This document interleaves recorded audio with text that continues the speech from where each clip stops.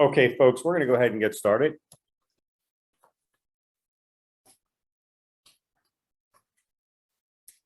So hello, folks. I am Nick Bernardo, host of the MyGovWatch Live B2G Roundtable. If you're on the East Coast and east of the Rocky Mountains here in the U.S., good afternoon.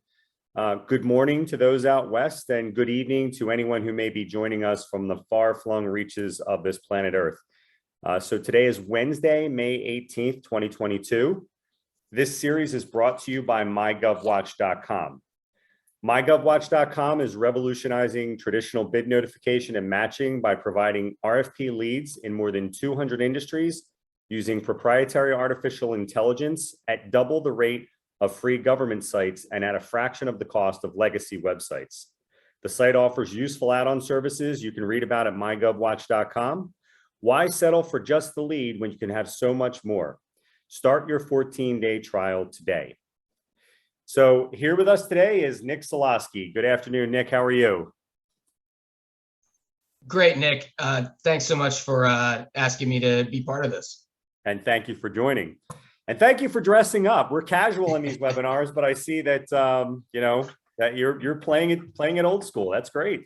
Well, yeah, I have to say, when you work from home, sometimes you have to kind of put on the apparatus to make sure that you get your mind right. So that's kind of been my go-to. Understood. So Nick's a partner in Fox Rothschild's government contracts practice with a strong emphasis on federal procurement issues. So Nick, do they do any contracting out of Washington, D.C. at the government level? A little bit. There are a couple of big buildings down there that are kind of involved in all that kind of stuff. So it's definitely the place to be at the proximate to the goings on. So that's certainly why we're there. Yep. So Nick graduated from Villanova and then the University of North Carolina in Chapel Hill. He spent 8 years in business litigation in Philadelphia with a large international firm and then moved to Fox Rothschild in 2012. So it's been 10 years, yeah? Yeah, just in April. Okay. And so Nick helps government contractors with solving problems related to federal compliance issues, including extensive work with the SBA's small business programs. Nick also represents clients in bid protests and litigation at the GAO, the Court of Federal Claims, and the Boards of Contract and Appeals. So, Nick, what led you to Washington, D.C. and Fox specifically? Yeah, well, again, before I answer your question, Nick, just thanks again for having me on, and for the folks in attendance.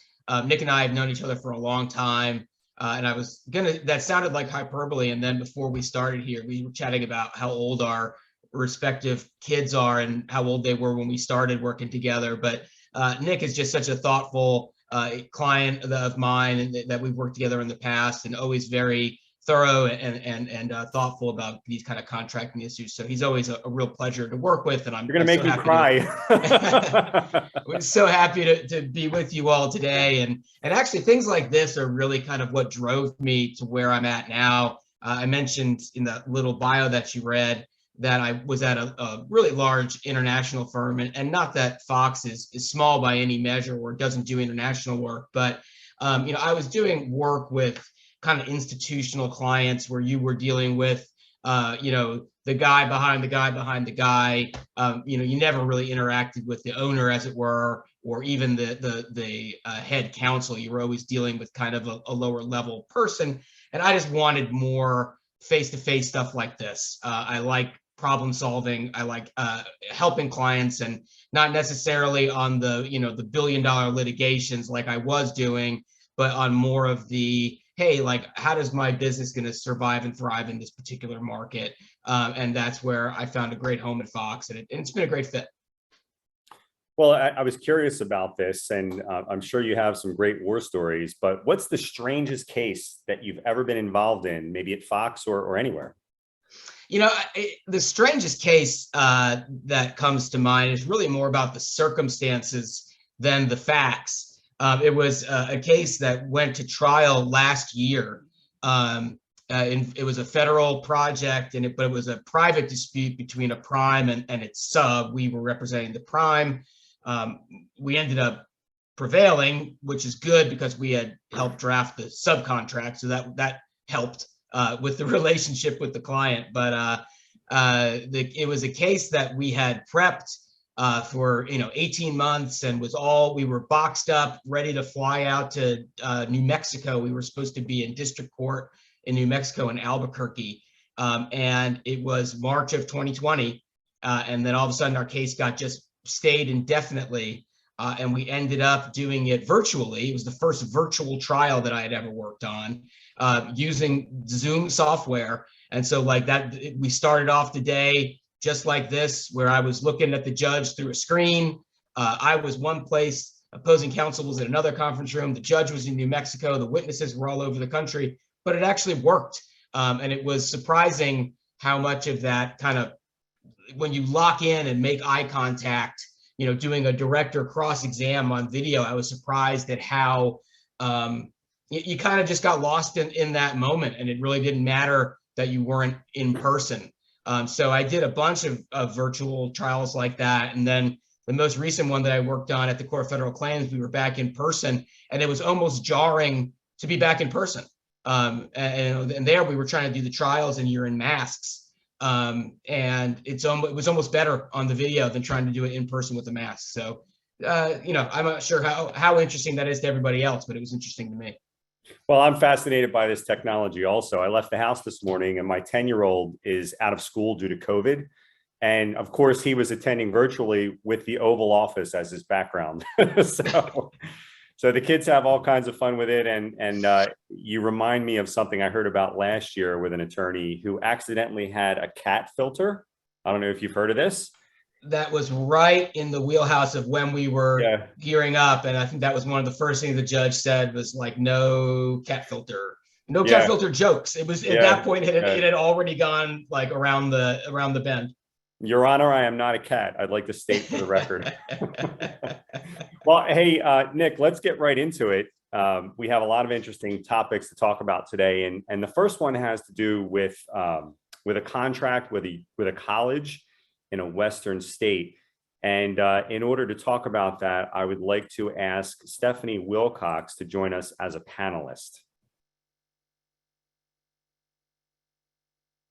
And Stephanie, whenever you're ready, there we go. Hey, Stephanie.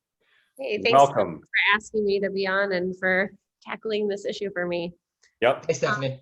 Hey, thanks so much, Nick. So I'm a small business. I'm a very small business. I'm sole proprietor, and we're bidding a contract. We do campus virtual tours.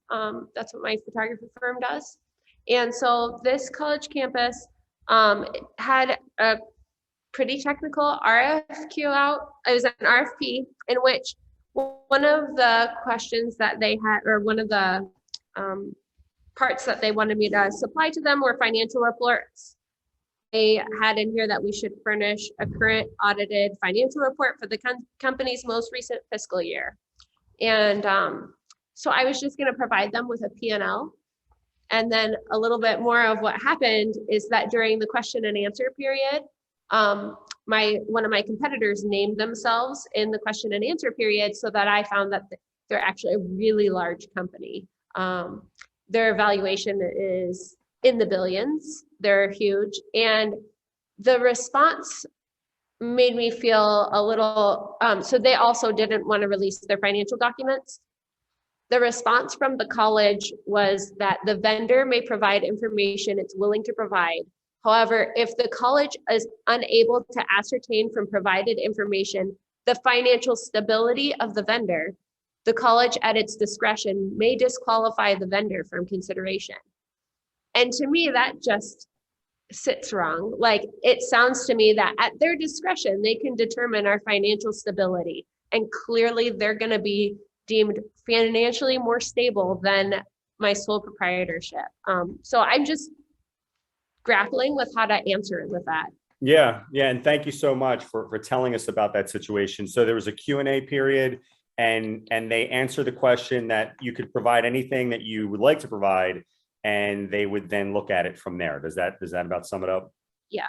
Okay. And so, by the way, as we talk here, so I'll be Nick B, and Nick Solosky will just be plain Nick, right? Just to make it a little bit easier. And Nick is going to talk about maybe a possible legal angle here. But from a strategic standpoint, I just want to ask a few questions because, sometimes you might get the cart ahead of the horse, and I want to make sure we don't do that. So do you meet all of the other requirements of the bid process? Yeah, so the technical aspects of the project, we can fully qualify. I have a subcontractor that I put on this for one element that's needed in the technical aspects, but we can definitely, we've done plenty of tours like this before. And so you have references for exactly this type of work? Yes, we definitely do. And how long have you been in business, and how are you operating? Are you an Inc. or a sole prop or? Yep, I'm a sole proprietor. I've been a sole proprietor for 17 years. About 3 of those years, we've been doing similar contracts, large campus tours, large facilities like this. So about 3 on that specifically that I could showcase our past work history. Okay. And really, this is a 2-part question, but how much of the work would you be directly doing? And then as a second part of that, if you're using any and I think you mentioned a subcontractor, what percentage of the work would a subcontractor or subcontractors be doing? Yeah, so we would, I speak about myself like we, because I have a team of subcontractors. It's just me.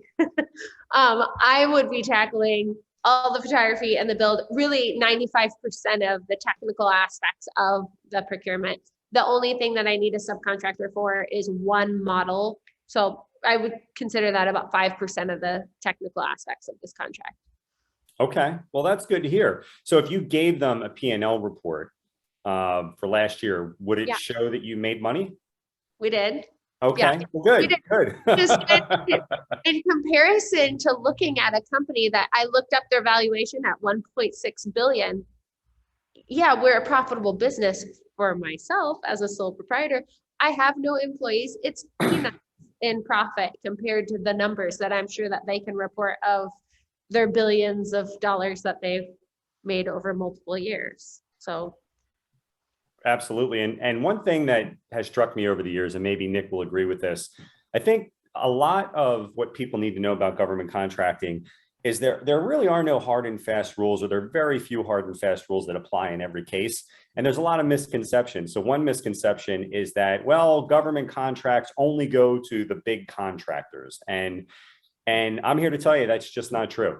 So if you have the ability to do this work, and you have proven that you've done this work for a similar government agency, and they have not said for any reason that a sole proprietor cannot apply for this contract, there's no reason why you should not apply. So there's actually 2 angles to this, and we're going to get Nick involved in the legal angle of it, because there may be an opportunity for a protest here, and we can talk about that.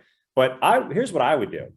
I would submit a letter as an attachment to the bid that says that you're stable and says that you're including some other things.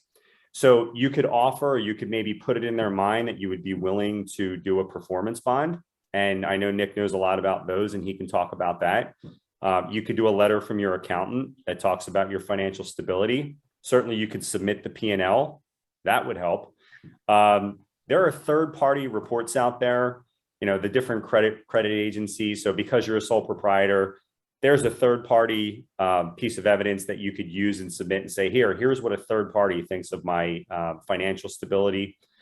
And you could also do a letter of reference from the other client. And is this another college that you have as a client? I have several other. We're actually leaving tomorrow for Washington State to do a state contract out there. Yeah. So very similar work, but yeah, we've completed multiple other colleges. We can use a reference from another college. For sure. Yeah, so those are all things that you could include. Now that is like the carrot and the stick, right? So that's the carrot. The other side of that is the stick, where there may be reasons why you may want to protest their asking for an audited financial statement. So I realize they may be backtracked off of that a little bit when they did the Q&A, but I'm going to ask Nick. Nick, can you speak to that in terms of, what can happen in different states, or at the local level, or at the federal level, or all 3, if there is a requirement that you think is unfair? Yeah, so let's start with, I had a couple of more questions, Stephanie. was this particular contract set aside for small business in any way? Okay. It's not, and we're federally certified EDWOSB, but as a state contract, I realize that doesn't really apply here too. Right, and that is one big key distinction, is that in the federal programs and small business programs, you used a great acronym there, but which is basically under the housing of the woman-owned small business. There's also service disabled veteran-owned. There are hub-zone. There are an 8A program. There isn't really a, for example, there isn't really a minority program under the federal umbrella, right? There's the 8A program where it kind of is almost industry dependent. And so a lot of times folks like yourself in state procurements will find great opportunities because they're actually, I don't want to say they're better, but there are at least different categories in the state procurement world. So I did, I glanced at, excuse me, let me ask my other question. What is the evaluation criteria? Is it going to be a technically acceptable lowest bidder kind of thing, or is it going to be a best value? Yeah, functionality, cost, installation, project management, and references. So it doesn't have the financial stability as an evaluation criteria. Yeah, so and so where that falls in. Yeah. Yeah, and look, you always have to preface stuff like this, and particularly getting into legal advice with, you'd always want to have the opportunity to look at all the procurement documents and everything before you evaluate. But I don't see this one as being something that you'd want to protest.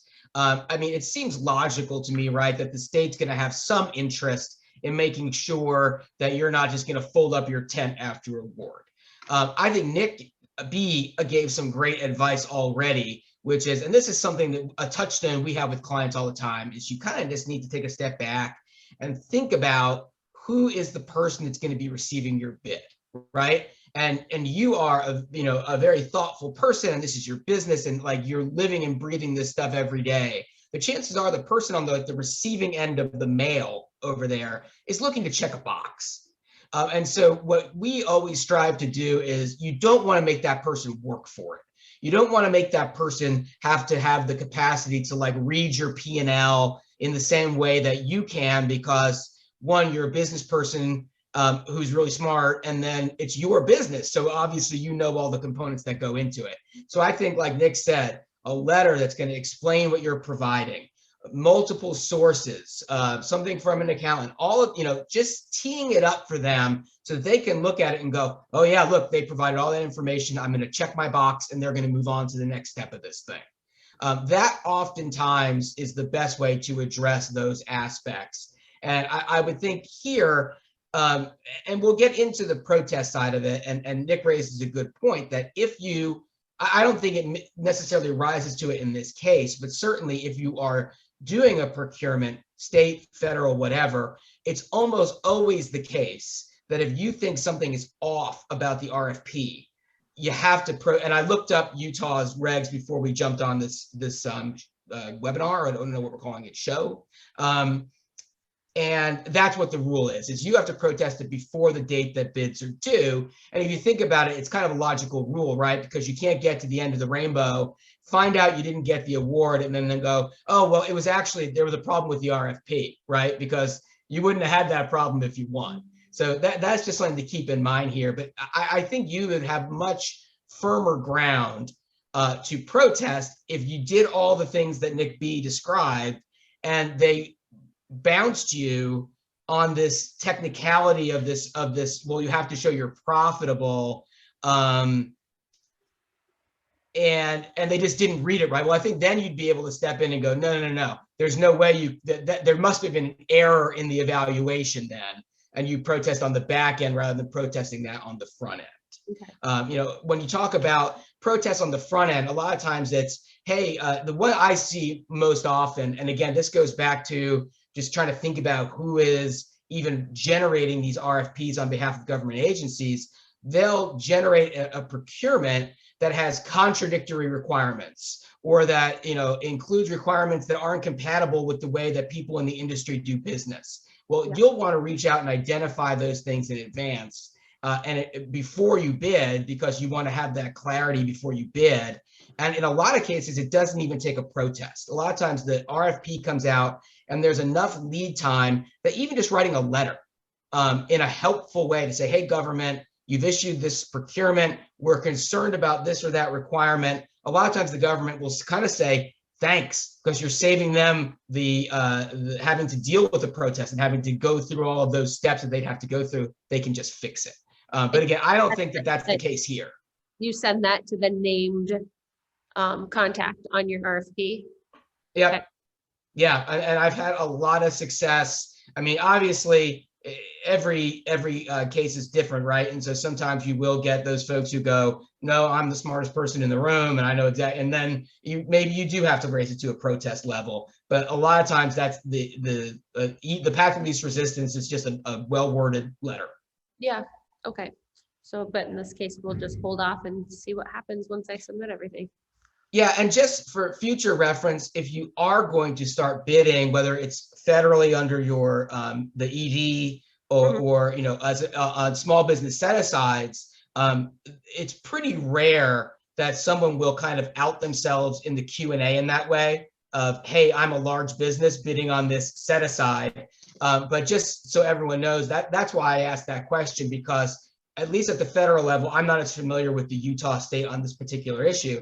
But if you know or even suspect that the person awarded a set-aside contract is not small, that's something that's also protestable through the SBA. It's a separate kind of, it's not really a bid protest, it's a size protest. But for someone in your shoes, that's kind of, I mean, you've got your eye on the ball for your own business, but you also are keeping an eye on your competition. That's really smart, because you don't want to be competing against those guys on set-aside work, because the whole point is to level the playing field and have it be all small businesses.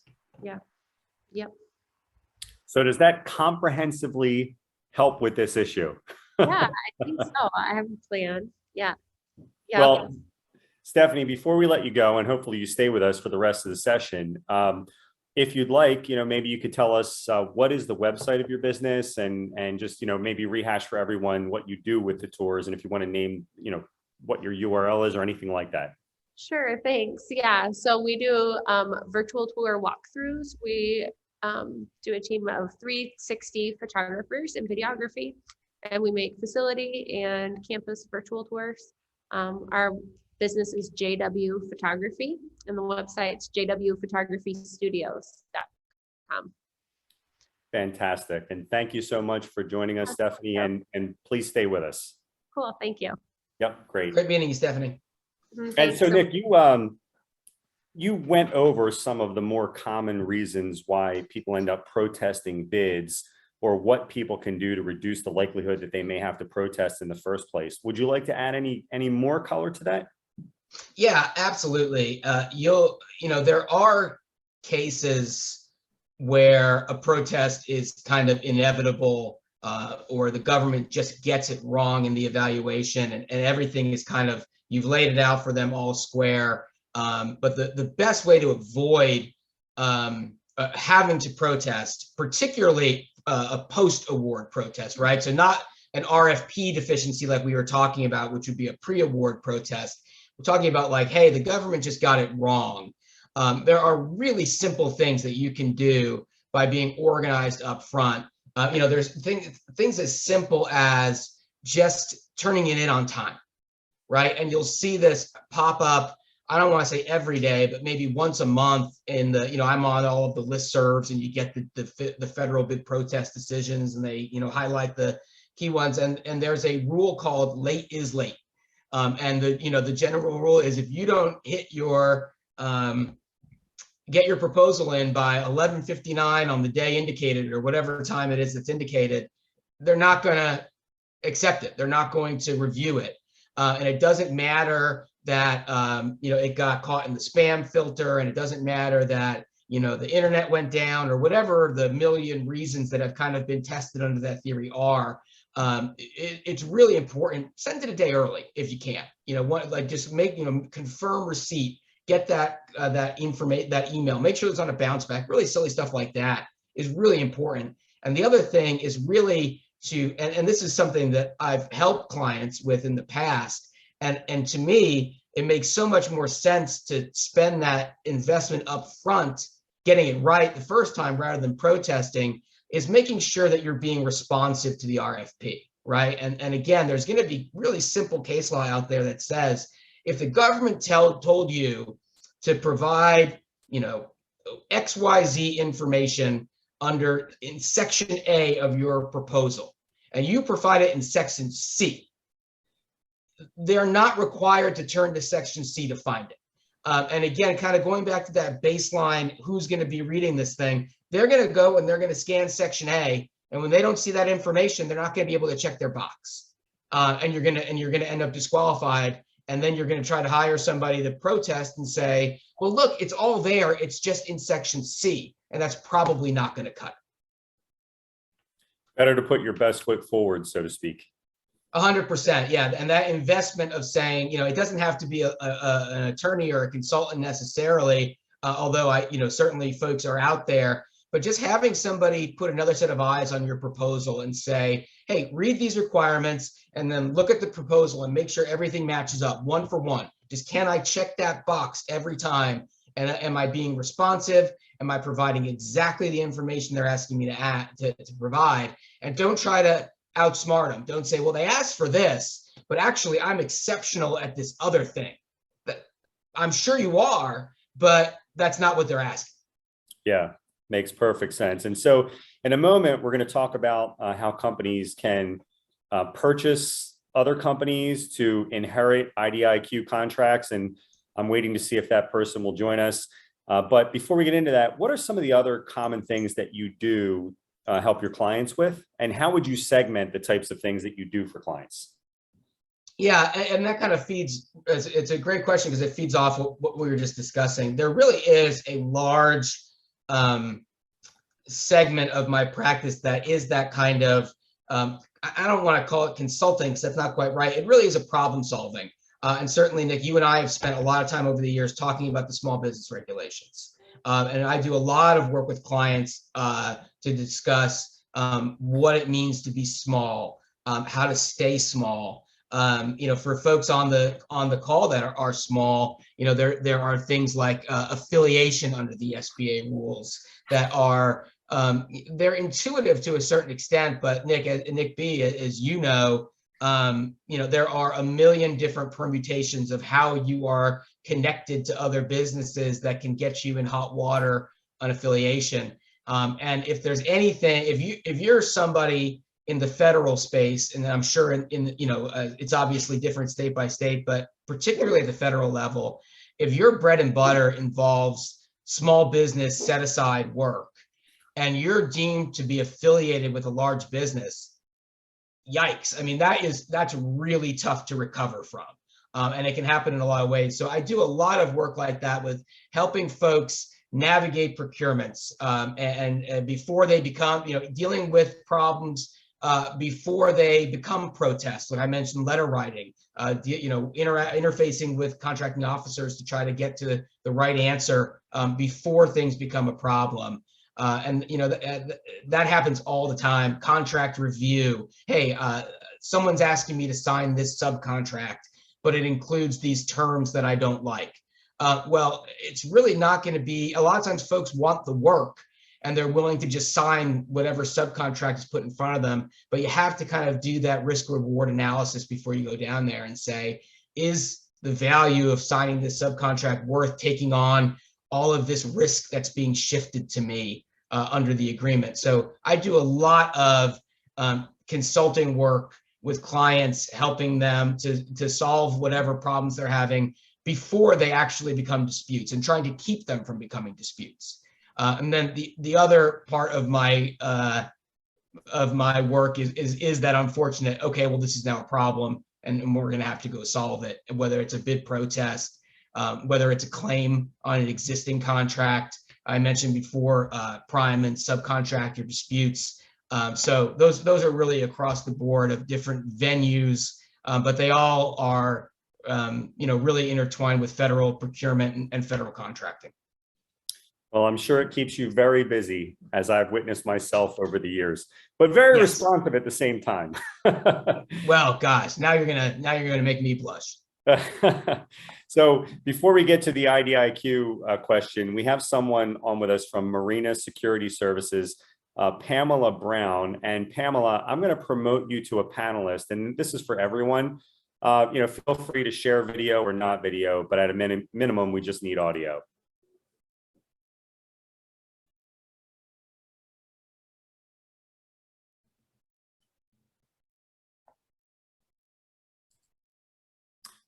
And so we're just waiting for Pamela. You would just need to unmute.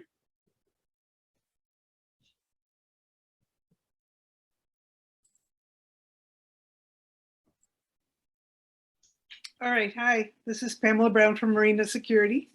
Hi, Pamela. Thank you for joining us at MyGovWatch Live. So Pamela, I did see when you signed up that you were interested in talking about protests and these sorts of issues. So before we move on to other topics, has any of what Nick presented led you to some questions? Actually, I joined late. I was on another call, so I only heard the tail end of it. That's fine. And we are recording this, and this will be on YouTube. If you search on MyGovWatch Live, you'll be able to find whatever portion you missed. But just generally speaking about protests, were there particular questions you had? Well, the way they seem to be structured is if you didn't forget anything and leave anything out and you weren't like excluded, it seems difficult to find the legal argument for the protest before they give you an analysis of the results. And usually that time frame is 3 days, so that they send it to you when it's too late to protest. So is there any way around that? Or are there bases, other bases I'm not thinking of? Yeah, Pamela, that's a great question, and this is Nick Solosky now, and thanks so much for signing on. Yeah, hi, Nick. You bring up a couple of really great points. One is thinking about whether or not to protest, right? And there is this body of case law out there, as long as your arm, that says mere disagreement is not enough, right? So you thought your proposal was an A+, the government gave it a C-, and you go, no, you've just got the wrong end of this, and you don't understand how great we are. That very well may be true, and in a lot of cases that I've seen is true, but it's not going to be enough to get you over the hump. And so you really do need to kind of zero in on, well, there had to be an error here. I gave you 10 things and you only looked at 5 of them, and that's an error under the RFP criteria.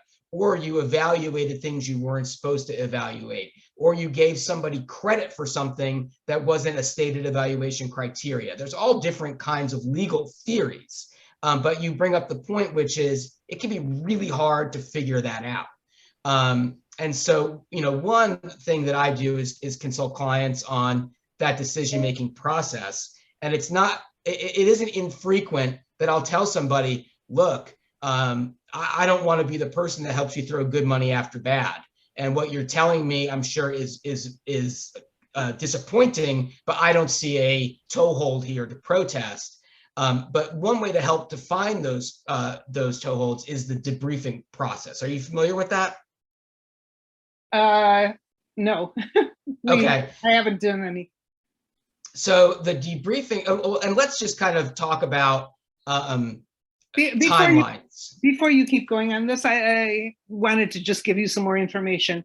We've had several in the last year where we got the highest marks for almost everything, and someone else just got a bunch of 100s down the board and no one else who submitted did. So, something looked wrong, or we'll be at the very top and, we're a few cents above someone else, and we know something about their unsatisfactory performance. Yeah, and so that is, let's talk about the timing, okay? Because and when I'm talking federal here, again, the states might have their own rules, but they're all going to be fairly similar. The timing might be a couple of days one way or the other. But generally, when you're looking at a federal bid protest, you have 10 days from the date of the award notice to protest and be timely. But you have 5 days in order to get what's called an automatic stay at the GAO, at least. And we can talk a little bit about the GAO versus core federal claims, but that's kind of getting into a different discussion. But Nick B, if you want to kind of circle back on that later, it might be helpful. But let's stick with the GAO for now, because the GAO is kind of the go-to for bid protests, at least for what I'll call less sophisticated protests of just, hey, you didn't check the right boxes or what have you. But one way to kind of stop that time from running is to request a debriefing. And the FAR has different rules on whether they're mandatory or not. But let's assume that we're under a procurement where there's a mandatory debriefing so long as you request it. The timing then runs from when the debrief closes.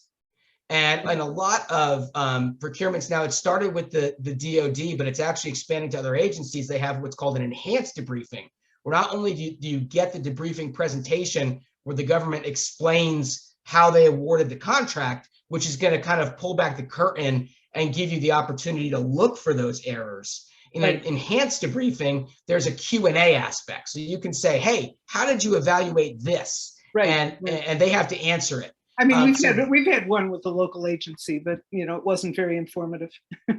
And that's really making them informative is a skill, and it's something that I would encourage you to start thinking about, because if you just go and listen to the presentation and kind of be a passive participant, you probably won't get much out of it. But you always want to attend those.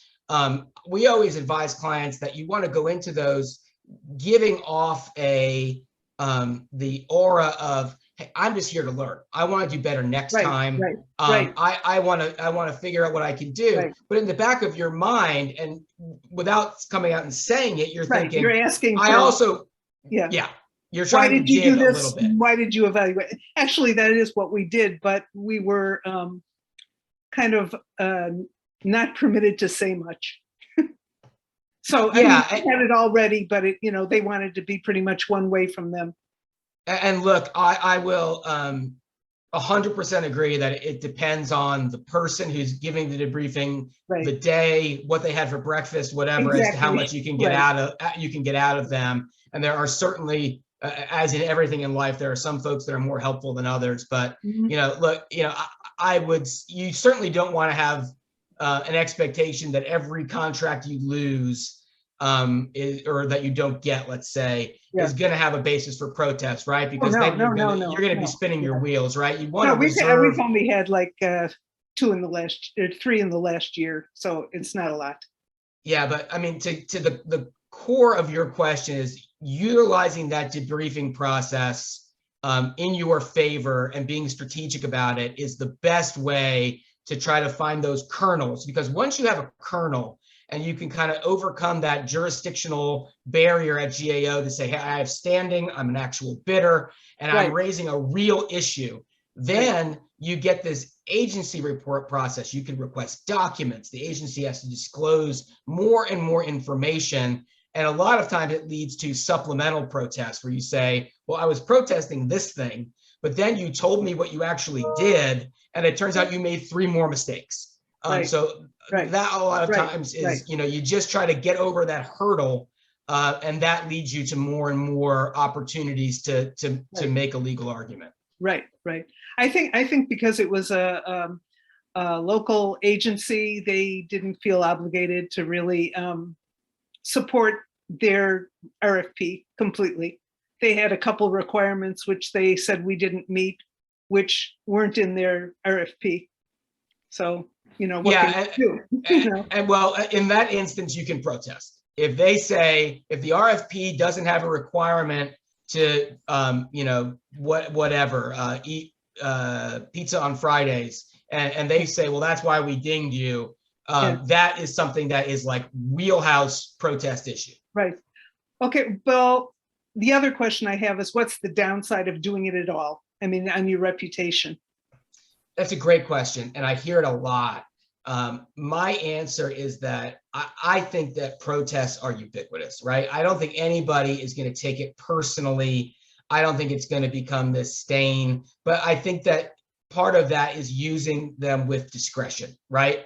Not just make, not protesting everything, not doing the mere disagreement protests, but being strategic about it and doing kind of that cost benefit analysis of, what are my chances? How much does this contract mean to me? But and what are the I've had future clients, potential? Right. Yeah, absolutely. Right. And if it's a client that you do business with all the time, and I've seen folks make that decision to say, you know what, this stinks. We think we were wronged, but we are going to think that not like just going in and having our debriefing and taking this one for the team is going to ultimately benefit us. And sometimes that's the right answer.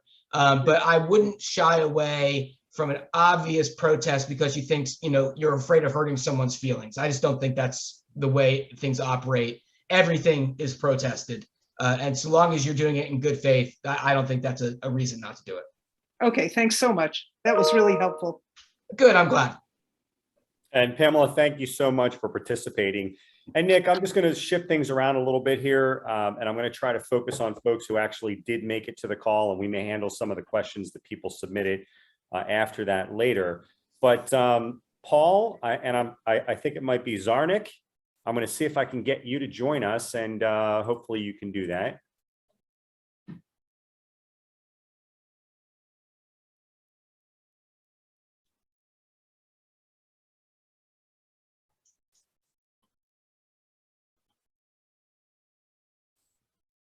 Okay, here I am. Welcome, Paul. How are you? I'm very well. Thank you very much for having this webinar. And Paul, what industry are you in, and what do you do? I'm in software industry. We provide building analytics and have a very strong value proposition for the multiple thousands of buildings that the GSA has under their jurisdiction. And my question is yes. I've spent a lot of time, an awful lot of time, signing up as a approved vendor, and then also setting up a GSA schedule, and I'm ready to submit that. But when I look at the GSA schedule and under Fed Connect or whatever ones of our competitors don't show up because they were brought in by service companies who brought them in kind of without an RFP. And when I look up a lot of things in our space, I see a lot of invocations of sole sourcing, and it looks to me being done out of convenience or laziness or politics, and it doesn't look like they're really being fair in the way they should in putting an RFP there that I can bid on. So I get to see the opportunity, but I don't get to bid on it. So I wonder what kind of experience you've had with that. So Nick, I'm wondering if you can speak to maybe the parameters around when federal buyers are able to even issue a sole source announcement. Yeah, Paul, thanks for joining, and it's a great question. And there are going to be parameters for issuing a sole source. I don't disagree with you that it can be done out of convenience or laziness, but there still are requirements. And there has to be public notices of it, and there's supposed to be a representation that there was kind of an effort made and they couldn't find multiple bidders. Now there are other sole source kind of subcategories, but it would take too long to try to get into all of them. But for this, this kind of baseline question of, hey, look, I think they're funneling contracts to folks and they shouldn't be doing it because there's an industry out here, including me, that want to get in on bidding this work. I certainly think that there are levers that you can pull, and you can protest sole source awards. It's going to be a quick trigger. So working with somebody like Nick B to find out about the opportunities and protest a sole source award within that kind of 10-day window. And it's probably, again, one where you'll want to wait for the right opportunity or a prime example where you can say, hey, look, I'm aware of not just my business, but these, 3, 4, or 5 other businesses that are all out here that would have been willing to bid this work, might be a way to shake that loose.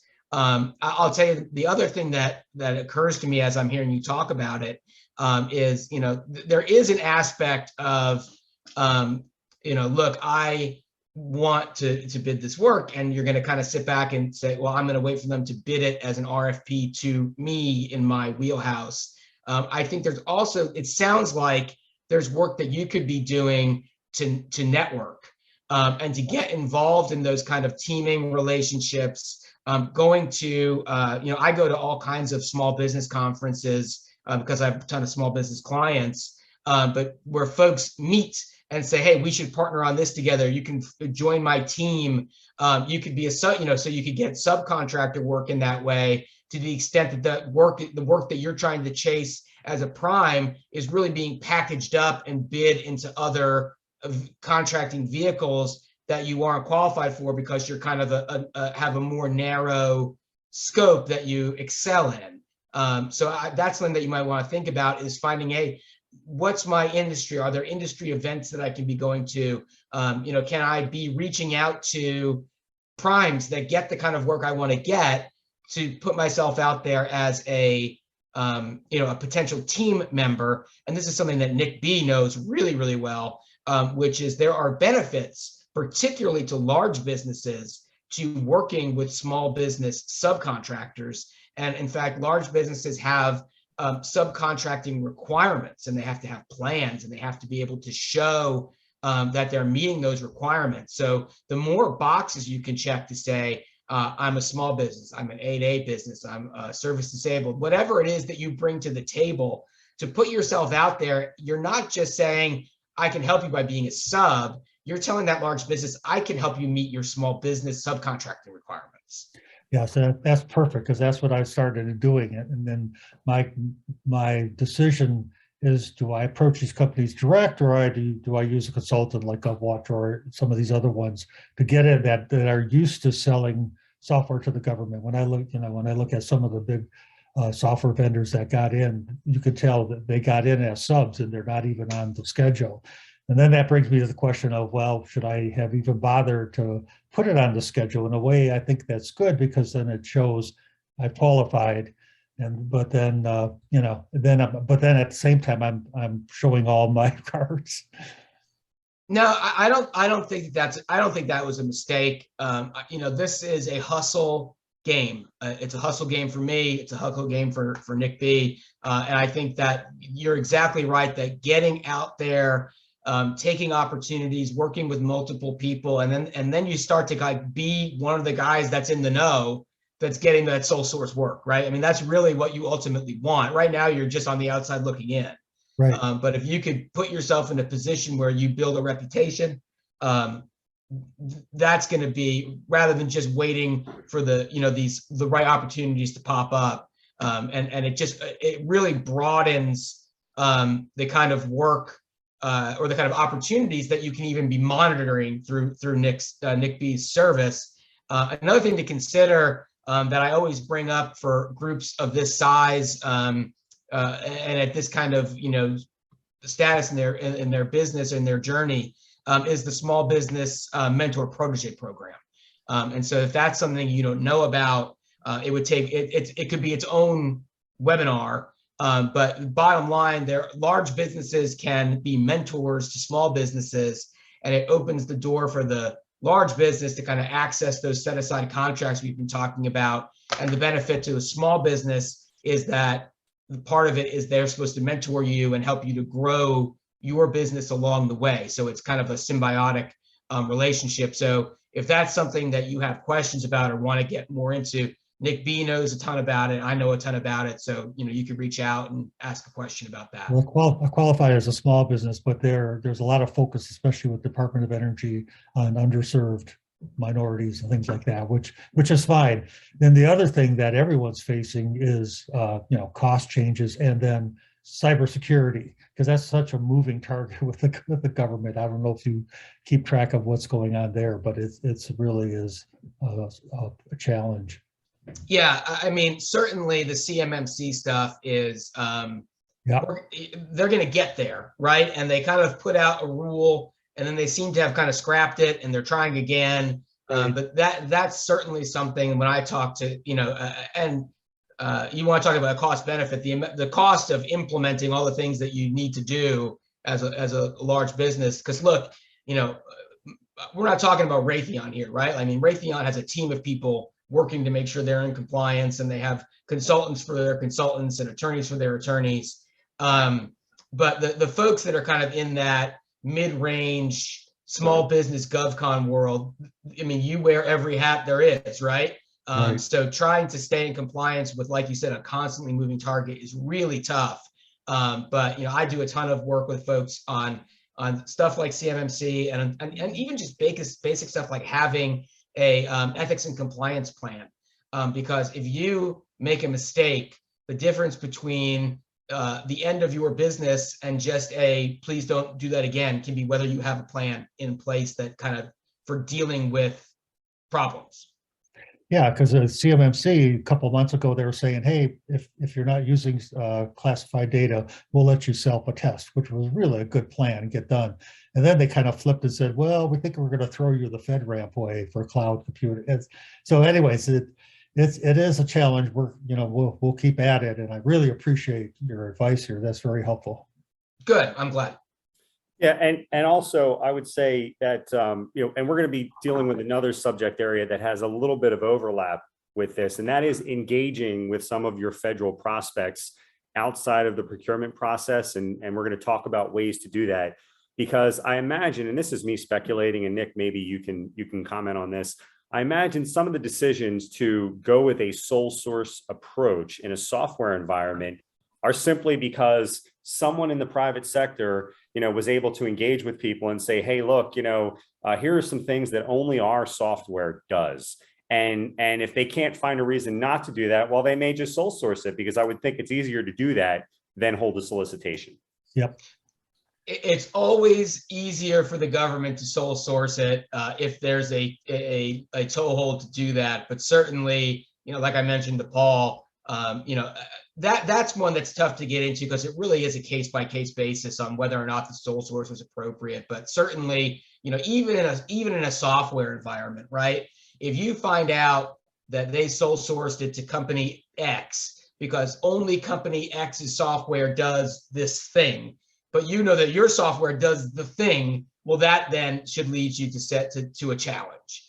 Because if they're just, somebody might have given them bad information, and like Paul said, it might just be lazy or whatever. But that's the kind of stuff where, again, there's a cost benefit to it, right? And there's a pursuit aspect to it, but getting your foot in the door or showing that you have the same capabilities as what they're sole sourcing can be a way to kind of, knock down the door and not just wait for someone to open it for you.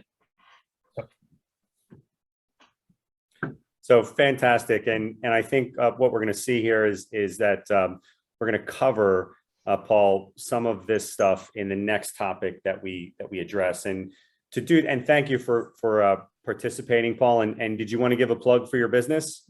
Oh, I'm one of the partner in Resolute Building Intelligence. We monitor building, HVAC systems, and we give advice on where they need to focus to save energy, give better environmentals and that whole thing. And the government is very much interested in that. And the GSA has set up some technology to do that. But again, there's a lot of technical issues that we're involved with it. Fantastic, Paul, and please stay with us, and thank you for joining. I think you'll find the next topic to be highly interesting. And so the next person that I'd like to invite to join us is Alex, and I think I'm pronouncing it Bollocks. So let me just promote you, Alex, and tell me if you're able to join us.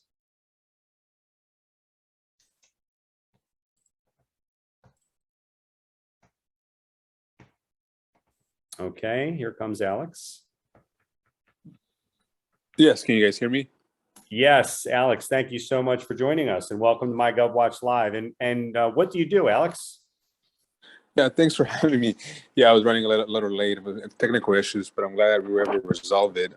So my name is Alex Bollocks. I currently a federal employee doing government work, so I pretty much, pretty much award contracts for the federal government.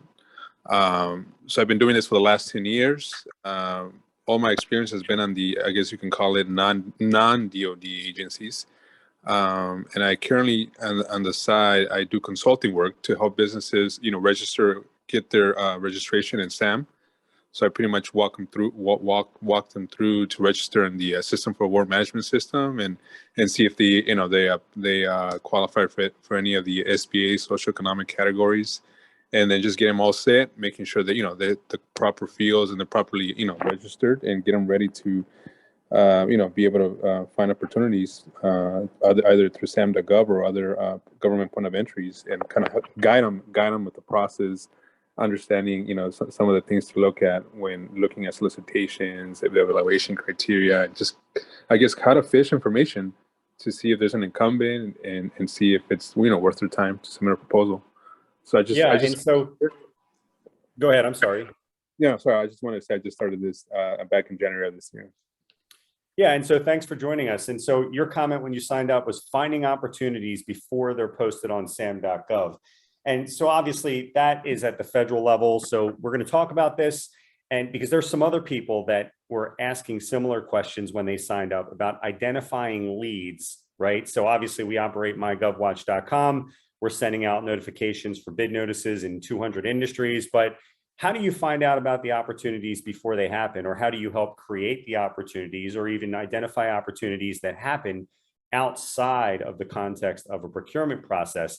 And this goes back to Paul's question about sole sourcing and influencing government buying activities in a manner that may be beneficial to your business. So just like with anything in government contracting, there is no silver bullet. And I agree with Nick wholeheartedly that this game is a hustle. And so you need to try to make things happen. There are certainly companies that simply bid on RFPs as they come out, and that does work at times, but that shouldn't be the only thing that you do, right? And so there are forecasts, and this is just the first thing, there are forecasts that different departments at the federal level publish. So I was looking at one this morning as I was thinking about ways to help answer this question.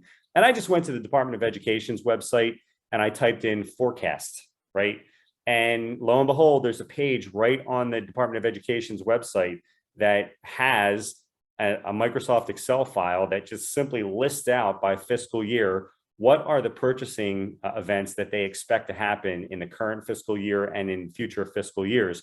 So each federal agency is required to keep such a list, and they publish those. And so those are online. So that would be one thing that people can do to try to figure out what's going to happen before it hits sam.gov. Another good resource, and this is something that comes up in our webinars from time to time, is usaspending.gov.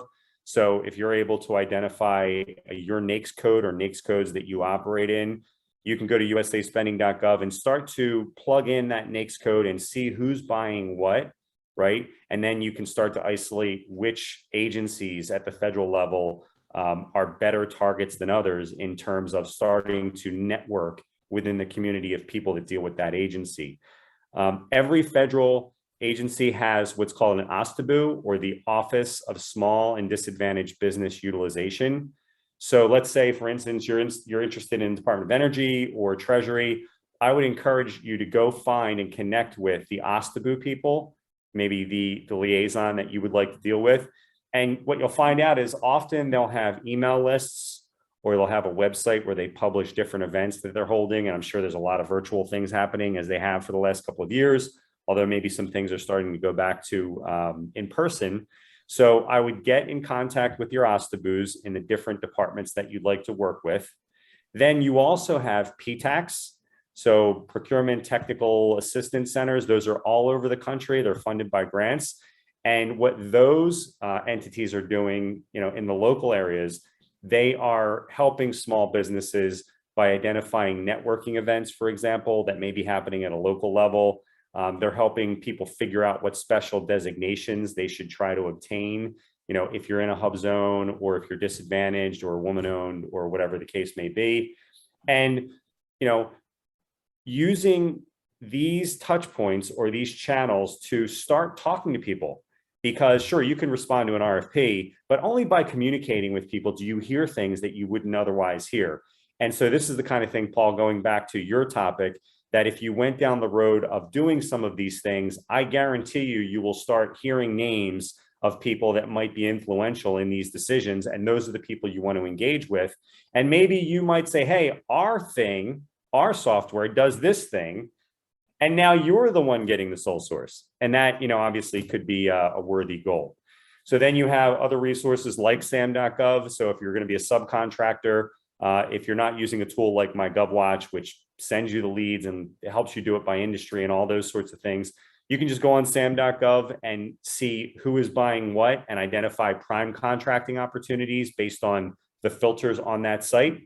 And then locally, a lot of the state governments, and I would say all of them, have resources that mimic the federal resources, maybe at the state level. So if you're operating in one state or a couple of states, you can start to identify some versions of some of the things I've already mentioned that are happening at the state level. And then finally, at the local level, you have things like looking on websites for budget information. You have meeting minutes that local municipalities may put on their website. So these are all things that you can do to try to identify where the opportunities are before they hit sam.gov if it's federal, or before they hit our website at MyGovWatch, and then the whole world knows about it. So hopefully that helps. And I want to ask Nick if he has anything to add to that. Well, Nick, let me first say, it looks like you had a question pop up in the Q&A from Sue Webb looking to have you repeat the name of some of those local procurement organizations. Yes, and so we're recording this event and we can push you the recording of it. But we're talking about forecasting, looking up forecasting on federal agency websites, usaspending.gov, the OSDBUs, OSDBUs at the federal agencies, the PTACs, Procurement Technical Assistance Centers. So those are some of the resources that you absolutely want to look into. And Sue, we can have some one-on-one conversations, or you can have them with Nick also after the session. Yeah, Nick, the only thing I'd add, I mean, certainly that's your wheelhouse, right? And you do a great job with it. The only thing that I'll add that I didn't hear you necessarily say, a lot of times I've had clients have success responding to sources sought notices that come out. So kind of that pre-procurement activity. And those sources sought notices will a lot of times have you answer questions. And by responding, you're indicating that there are interested bidders, right? So that helps you avoid that the sole source road, because they're going to know there's interested bidders. And two, your answers to the questions can help kind of drive or steer the procurement in the direction you want it to go. So just, obviously not you're not going to be able to necessarily drive it right to your doorstep, but certainly you can influence. It's an opportunity to interact with the contracting agency before it becomes a thing. Absolutely, totally agree. And so we have some other topics that we're going to cover, but I want to make sure that I give everyone an opportunity who wants to participate live in this session to do so. So if I don't call on you, then you can either raise your hand or just type a quick question and we'll ask you to join us. But I know there's some other folks on the line who did say that they wanted to participate. And one is Colleen Gallagher. And Colleen, I'm just going to ask you to join us as a panelist.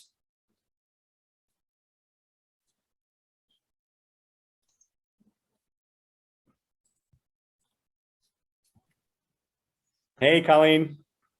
Hi, how are you? Welcome to MyGovWatch Live. And for those of you who may not know you, who are you and what do you do? Well, thank you very much. I'm Colleen Gallagher. I'm a Director of Business Development for WANRAC. And WANRAC designs, builds, and operates fiber networks, wide area networks. That's the WAN part of our name, wide area network. So private fiber networks and open access networks, primarily for the public sector. So for cities, counties, school districts. Okay, and are you a small business, or have you looked at that designation federally? I'm not sure whether we qualify as a small business. It is a privately held business, so I don't know if we would qualify as small business or not. I'd have to verify with the criteria currently in terms of revenue. Okay. And so let's just get into maybe some questions that you have. I see you mentioned about broadband network opportunities and some of the infrastructure spending that's been happening. So what questions do you have? Well, one of the questions is I'm struggling a little bit to find the, where the cities and counties are posting their RFIs or their RFPs for partners to implement these kind of broadband infrastructure improvement projects that are eligible uses of some of the recent funding, whether that's American Rescue Plan funding or before that even CARES Act, and certainly upcoming infrastructure funding. So was wondering if you had any insight, because we would be a potential partner for that. In some cases, you have to have partners in order to apply for the grants. How does that sync up with just putting an RFP out to which a vendor responds? Any insight in that realm? And I apologize. I'd like to be able to say I know who all of our paid subscribers are, but are you not one of our paid subscribers? I thought I saw that. I am, yes. Yes. So thank you for your business. And I want to make sure that I don't take this in a direction that that goes too far along the lines of your situation. And we can cover some of that, offline, just between the two of us. But I would say that we should look at what you're doing, and we should try to figure out what it is that you're selling specifically and try to see how that matches with the categories in our system to make sure, first of all, you're getting the right opportunities from our site. And I would like to say that I'm an expert on these infrastructure bills. I am not, but we do have this event coming up next month. And I believe the person that we will have on next month's event can probably help with this particular topic. So I would just ask if you would like to engage me one-on-one about what your experience has been with our site. I can make sure that you're getting the right opportunities, and we can more fully cover this topic next month with your permission. That sounds great. I appreciate you giving me a moment. Thank you. Absolutely. And Nick, I don't know if you're highly familiar with any of these things, but yeah, it's not something I've needed to study yet. I think that Colleen would do a great service for her company to have that one-on-one with you. Yes, absolutely. Absolutely. So thank you for joining us, Colleen. And we will be back in touch. My pleasure. Yep. Thank you. And so we have some other folks who are on the line. I don't see anyone has raised their hands. And we have the only question that's been asked has been answered. So I'm going to go back to some of the agenda items. And here's something that we talked about earlier, Nick, not on this session, but prior to it. And I know this person really wanted to join us and couldn't make it. But there was a gentleman, Richard from Ideal Innovations.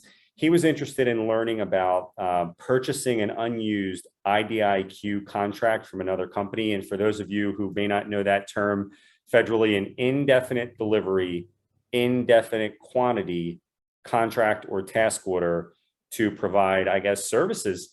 And so I'm going to have Nick speak to that because I'm sure he has a ton of experience in that. And what are some of the ways if, party A no longer wants to do business with the federal government, what are some of the ways that party B can take over that opportunity?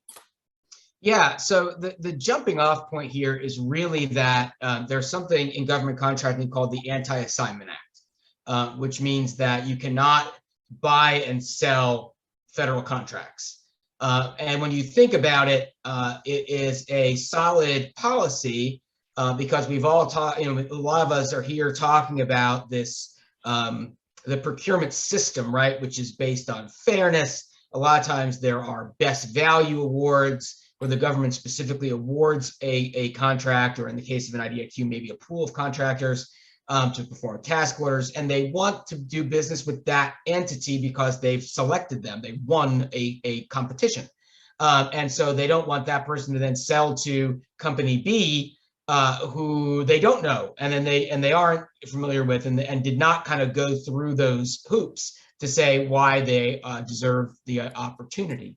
Now, having said all of that, it's not buying and selling, but you can do what's called a novation.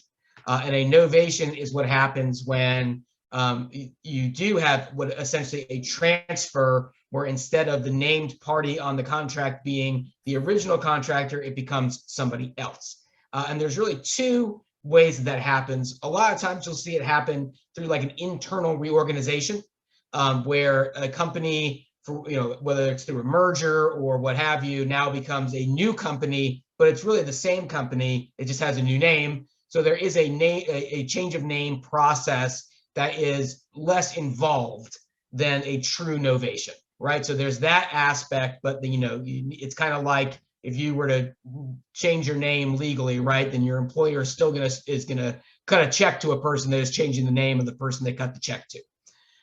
The other kind is where you truly have this kind of business to business transfer, and it can happen under any kind of circumstances. You see ones where, hey, company A is just moving out of this area. They're not going to do this kind of work anymore. And they have a 5-year contract and they're only in year 2, and they're getting rid of that division, or they're winding down operations, what have you. So it can happen, but you have to go through this novation process. It's really a 2-party process where you have the buyer and the seller kind of sending a joint novation package to the government. And ultimately what it amounts to is a sales pitch to say, hey, government, you have the discretion to just reject this and say no, but it's in your best interests because you're going to continue to get the same service and you should want to do business with company B because they're good. So that's really what the novation package amounts to. And like we talked about earlier with debriefings, it really is very contract dependent, agency dependent, and ACO dependent, and who you're dealing with and what kind of level of detail they're going to require and how many hoops they make you want to jump through. So I've kind of been on the full spectrum of novations, from some really easy ones that just went through quickly to some ones where we had to kind of keep going back to the well and providing additional information about the acquiring entity. But so, there are folks out there, particularly a lot of times in that kind of intellectual property type world, that look for those opportunities, and folks, quote unquote, selling government contract opportunities, and it's another avenue towards work. Just know that it's more complicated than just, there's another party involved, right? You have to get the government's consent.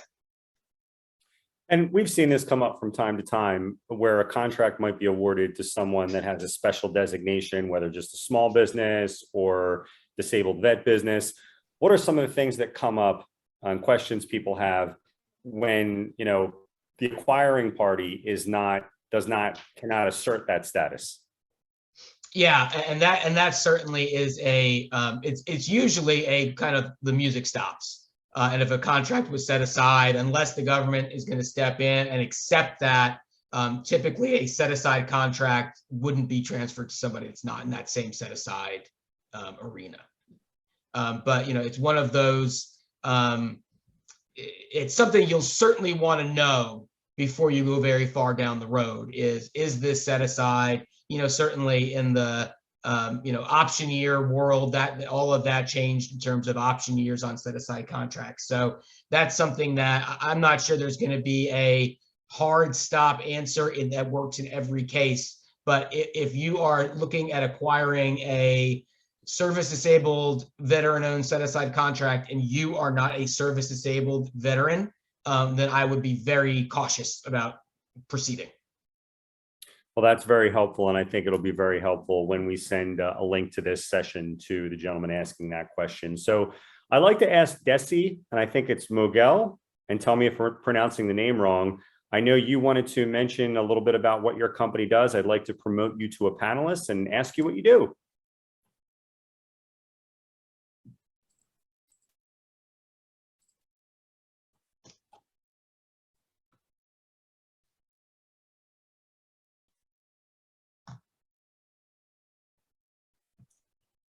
Hello, and I see you're still on mute. Am I pronouncing your name correctly? Is it Desi?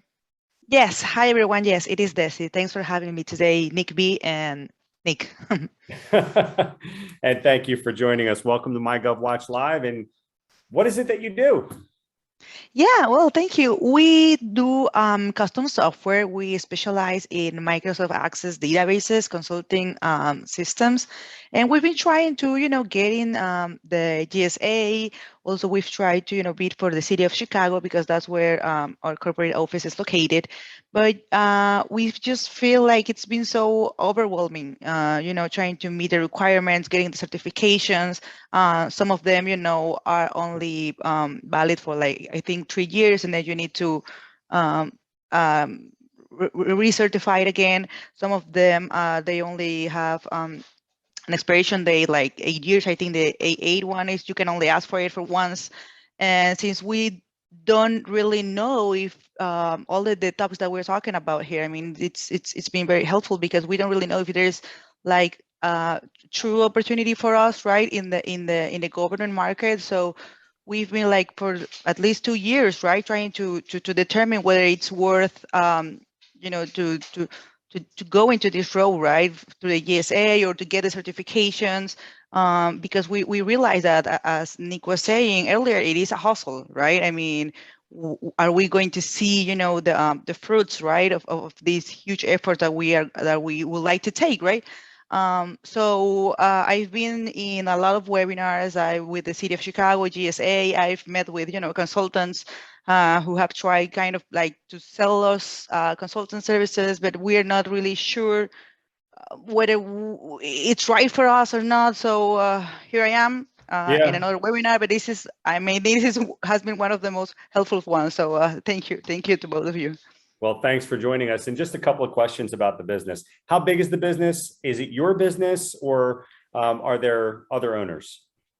No. It's actually, I'm not the owner. I'm just the sales manager.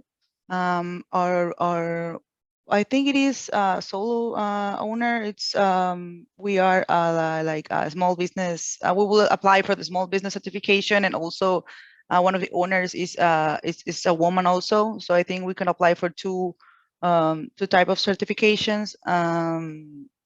Yeah. So the size, we are like 16 employees, 7 developers, and admin team. And yeah, so if you're a software company that has that number of people, you're probably still a small business, but you probably do really good work, right? It's not easy to retain people who do this kind of work, right, without the ability to do some really serious work.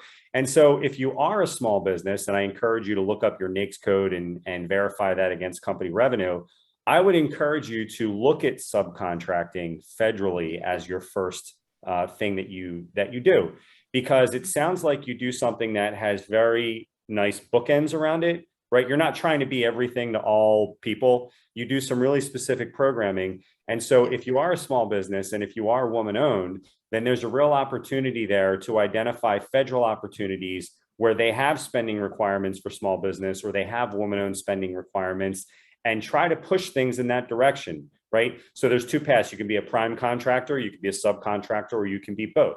It's much easier to approach private parties who are the prime contractor and be one level downstream from that and be the subcontractor, because as someone who's in sales yourself, when it's relationship based, you have an advantage, right? You know how to do that. So I would encourage you to go down the path of identifying who are some of the federal contractors that you think you can help by being a subcontractor and helping to fulfill their requirements. And if I were to do one thing over the next year, I would do that. Thank you. Yeah, that is very helpful. Thank you. Yeah. And I don't know, Nick, if you would add some color to that. Yeah, I think that, again, this is a great person for you to be connecting with, Desi and Nick B. I think that it's, like everyone agrees it's a hustle, right? But you don't want to be,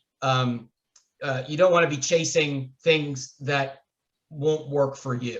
So I think, talking to Nick and finding out, hey, these are the opportunities in my NAICS code, right? Like, and it sounds like that's something that you kind of need to get your arms around. What NAICS code am I? What's my size status? How long can I be small? And finding out like, hey, there's not just, I'm not going to chase an opportunity over here and down there and around there. I'm going to find out there's 5 or 6 opportunities in this one area, and I'm going to throw my resources in that direction.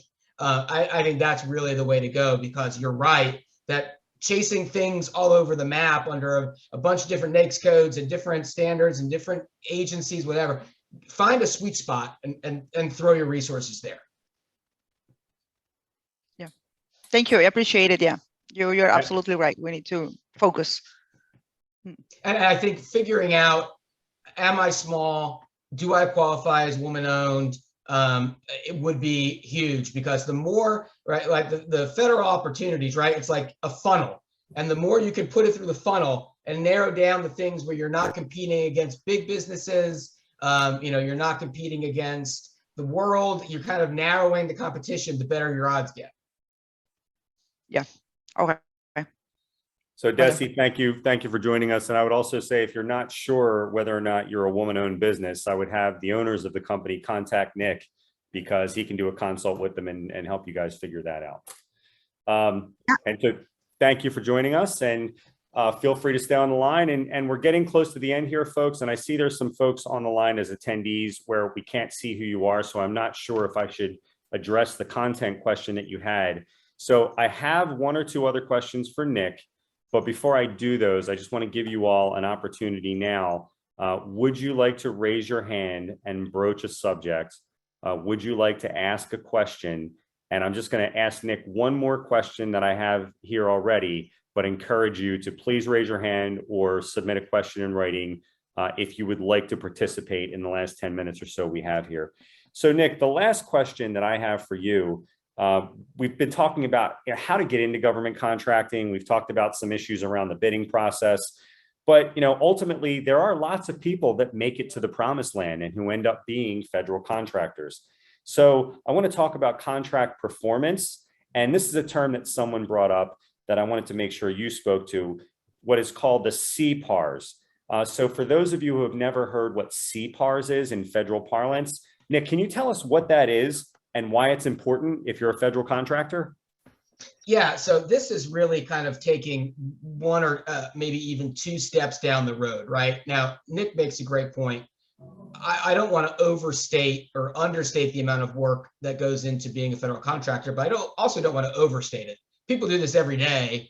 The federal government is the largest, or the United States government is the largest procurer of goods and services in the world. There's lots of opportunities out there. And like Nick said at the very beginning of this webinar, they're not all being bought and sold by Raytheon and Boeing and whoever else, right? I mean, there's a lot of sole proprietor, small business, 6 or 7 people, whatever have you, that are out there getting really good work from the government. So the CPARs really comes in when not only have you done the thing, right? You've registered with SAM, you've become a federal contractor, you figured out that you're a particular SBA designation, maybe you've submitted a bid, you've been awarded, all that stuff, right? And not only have you done all that, but you've actually performed. And on an annual basis and at the end of the contract, the government is going to evaluate you. And that is how you gain past performance to bid on more work. So it's a little bit of the chicken and the egg, because you can't get past performance sometimes without past performance. But once you get into that cycle, and I'm going to take a stab at the acronym because I always mess it up, but it's the Contractor Performance Assessment Rating System, CPARS. That's the acronym. And it's pretty basic, right? The government is going to fill out a form. They're going to rate you on usually a 5-tier scale from outstanding to, I'm blanking on the word, but bad. And so obviously the more, goods or outstandings you can get, the better. And it's really, really important to not only do a good job, but also to monitor those CPARS evaluations to make sure you're getting a fair evaluation. I can't tell you the amount of times, particularly for small businesses, that for whatever reason, are more susceptible to maybe get pushed around a little bit. But you'll have somebody on the government level that just for whatever reason, because either they don't know what they're doing or they had a bad day or what have you, will assign a poor CPARS rating that's not justified. And I have worked with clients from the first day after that happens to the 500th day, fighting to get those changed. Had a lot of success doing letter writing campaigns to get those changed before they really become final. You do, as the contractor, have the opportunity to respond.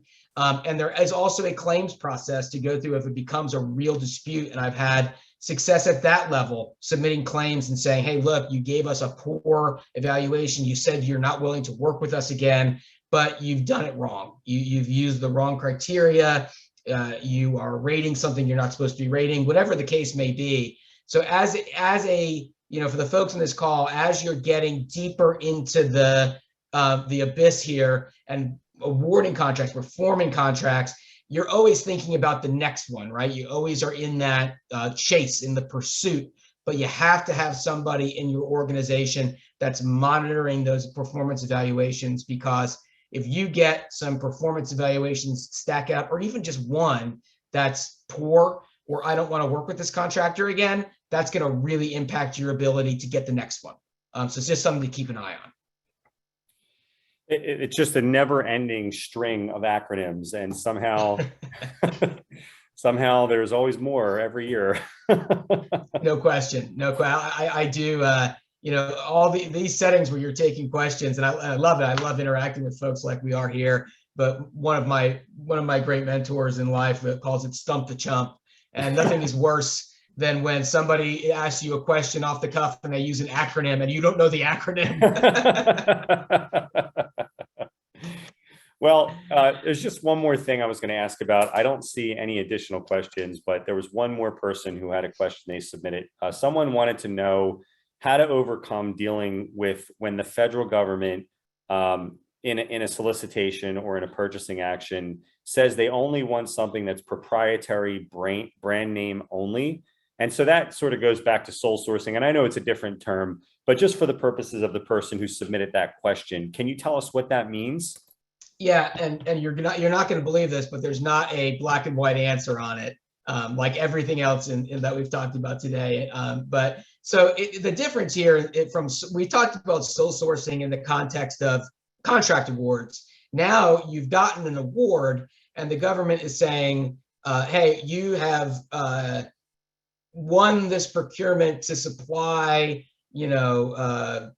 an Air Force base with washing machines, right? You are going to provide them for washing machines for their laundromat, and you have to provide Maytag washing machines, and you provide them with Whirlpool washing machines." And they come in and say, "Nope, get them out of here and bring in the ones that we said in the RFP." That's kind of maybe a little bit of a silly example, but that's the idea. Is you have this brand name requirement.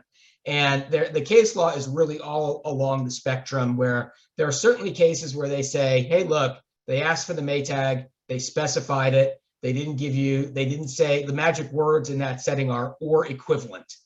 So that's why the Whirlpool is not equivalent, because it's not a Maytag. So that's a case where it's really important to read the RFP up front, to know what you're agreeing to do, and to not get caught in that scenario where you're ready, willing, and able to provide one thing to the government, but it's not the thing they want.